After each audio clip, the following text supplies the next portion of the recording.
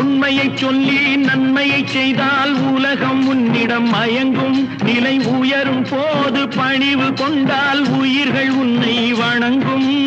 உண்மை என்பது அன்பாகும், பெரும் பணிவு என்பதும் பண்பாகும்.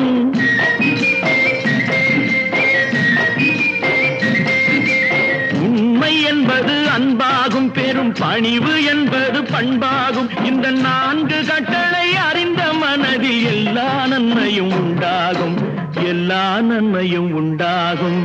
6 மனமே 6 அந்த ஆண்டவன் கட்டளை 6.